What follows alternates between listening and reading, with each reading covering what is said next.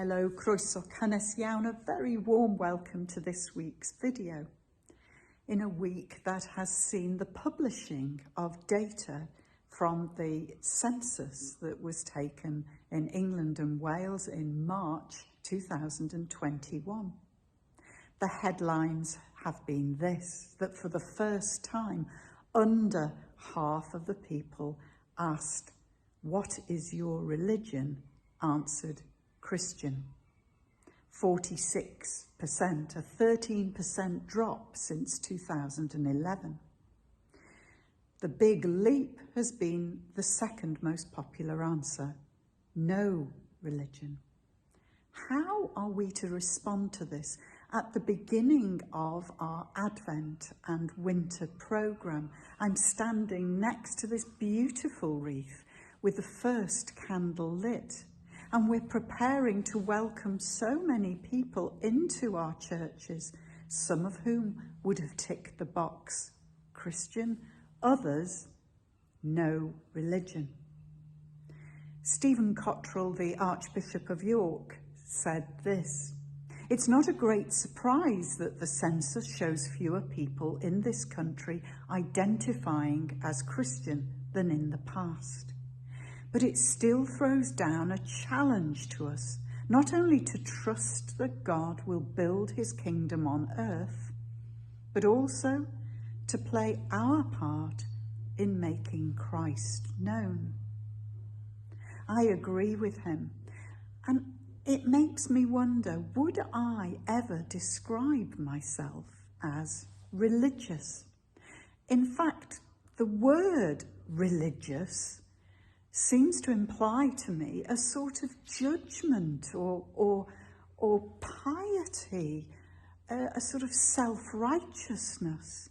And yet I would describe myself as a woman of deep, life-transforming faith. I actually rather welcome the honesty with which people have ticked these boxes, because the implication of what is your religion is that you go to church. And perhaps in the past, there were many more people who would much more readily tick a box thinking, yes, I can tick that with some honesty because I do go to church. Or perhaps I am a Christian in my general values. But now people are looking for so much more authenticity in their answering of that question, and perhaps more authenticity in us being those who regularly find ourselves coming to church services. I actually get very excited about this season when so many people who would have ticked the box no religion do come through our doors. What will they find here?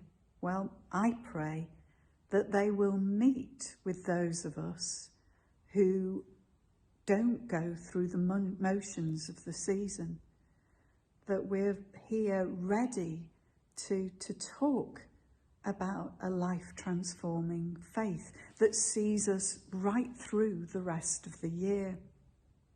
I pray that in this space, all of us will be deeply touched by the one who is always here for us, that reaches down into the depths of our hearts.